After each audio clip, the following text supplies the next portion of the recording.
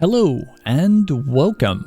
This is a pretty rare video where I'm just gonna sit back, relax, and rant about a topic. I don't do this often or at all, but this is a case where I was really looking forward to something and it completely shattered my expectations, but not in a good way. A game released, Pixel Quest. You might have seen it on the homepage. Right off the bat, I'm going to toss up some images, and basically these are directly from the developers, and it gives a pretty good timeline of issues that pursued. A lot of these issues have been resolved, but there's still a huge gaping hole in my heart when it comes to the progression of the game, the content of the game, and the current state it was released in to the public. Right off the bat, the game is delayed for 20 minutes, not a big issue at all. This happens, releases can be a little rocky, but the developers right away admit that the game is lacking in content, and in the following weeks they plan to release some more content for everyone to play. This does not look like a good solution. It looks like they'll get burnout pretty easily if they genuinely try to push updates weekly. I do hope them the best, but we'll have to see. Now, not everything's all bad. We get a free skin. By the way, there's no code input system, you just type it in chat. Ah crap, things broke again. The supporter packs. These are very expensive supporter packs. At least quite a few of them are. These were released 1 month before the release of the game, and anyone can purchase them at any time before the game released, and they don't even work. Granted, you don't get any benefits other than cosmetics, but it still seems like something that could have been avoided. Now, let's get right into my experience, and if you want to check out the full experience, over in the top right corner, it'll take you right over to the live stream I did of the game. But to save you a ton of time, all you need to know is that the tutorial is an amazing reflection of the actual game. The tutorial is bland, useless, and a walking simulator. That might be harsh, but hear me out. The game teaches you about basic movement, WASD, you go in a little zigzag pattern, and then you go up to some enemies and you click on your mouse to attack enemies. A little bit later, you learn about utilities, dragging into your inventory and tossing it into your main equipment, and pressing spacebar.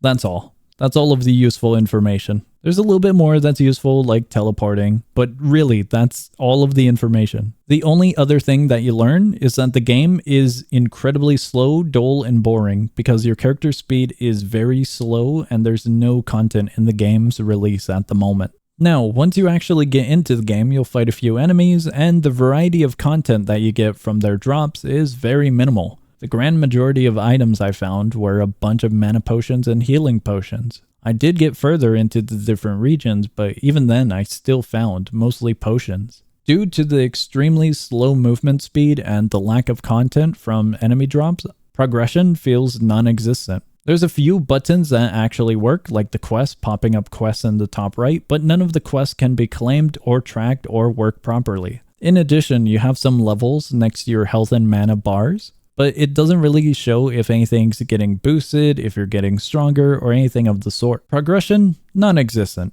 On the topic of buttons that work and don't work, the settings don't work, but it also does work. If you press settings, it'll bring you to the settings menu, but none of the sliders worked when I was playing. The only time they did work and did apply is when I went back to the menu, but something silly happened. When I went back to the menu and I pressed play, I would always go back to the tutorial area. Thank God there was a skip tutorial button that actually worked. Another weird thing in the main menu is 21 days were green in the progress on the daily rewards, despite this being the first day of the release. I did try to see if we could claim these. I'm not really sure if we can. And that is because none of the NPCs work. The shops, the wardrobe, none of it works. Except the wardrobe does work. It works in the UI button, but you have a character, the same exact character on the button that doesn't work in the main world. I don't know how that works. Well, it doesn't work, but you get my point. The lobby is really beautiful, but it's also empty. I don't know why they decided to put training dummies all the way outside when you have very, very slow movement, but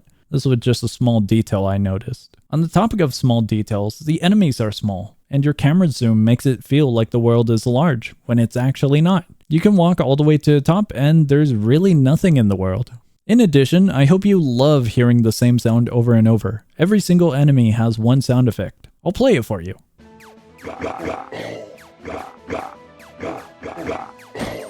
Okay, to be fair, there's a few more sound effects, but it goes on repeat every single time they take damage. There's literally no variety, and if you want to go insane, I'd recommend listening to it on repeat.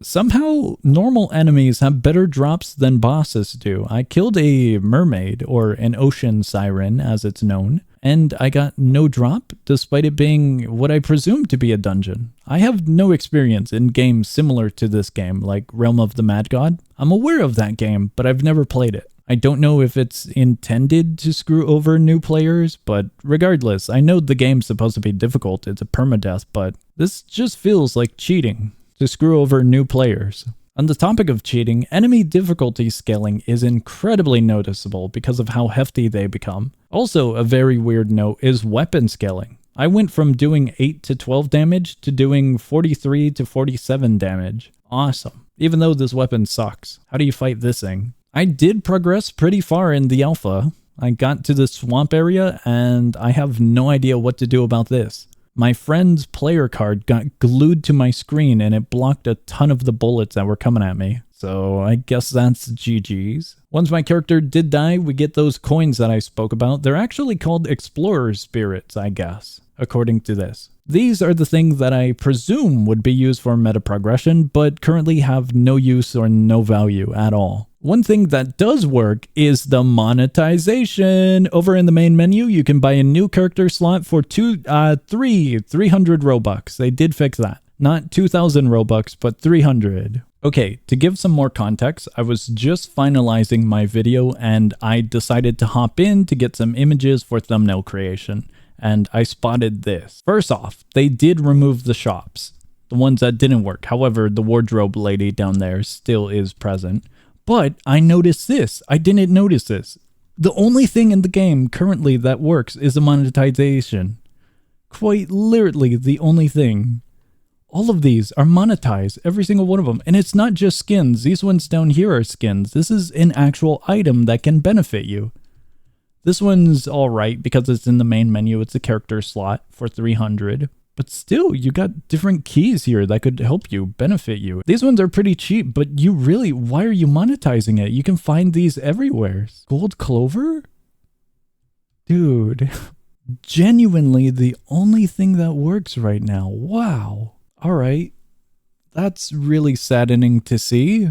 I will admit, the developers did do a good job doing a ton of fixes for a ton of the problems that players were encountering, but that doesn't really necessarily fix all of the other issues such as playability, content, and player experience. As someone, as mentioned, new to this type of game, I genuinely had no idea what I was doing, and I felt completely lost and unsure of if I was actually making progress. The game is in a playable state, sure, we can say that to some degree, but it doesn't mean the game is at all ready to be played. There is quite a difference. Now, overall, the alpha release felt very confusing and very messy. It legitimately felt like no one playtested it at all. I was genuinely looking forward to this game since the trailers looked really good and it looked like a fun experience. A project like this is a rare sight to see on Roblox, and I do hope it can succeed.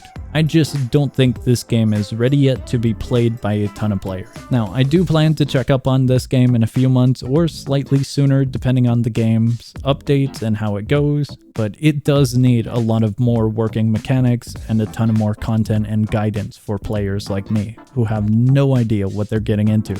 Other than that, I wish the developers the best of luck on their journey. I hope they don't get burnt out too soon because this project looks amazing and I do hope we can see more from it, but this genuinely was a very rough start. If you want to try the game, if you want to give feedback to the developers and help them out by trying it out, the link is down below in the description. If you're looking for some other games to play, check out the channel. Let me know what you thought about the game. Have you tried it? What did you think about it? Have you played games similar to it? This was my experience as mentioned, and it was pretty rough. That's going to be all for this video. I hope you enjoyed, and let me know if there's any other games you would like me to check out. That's going to be all from me, and I will see ya.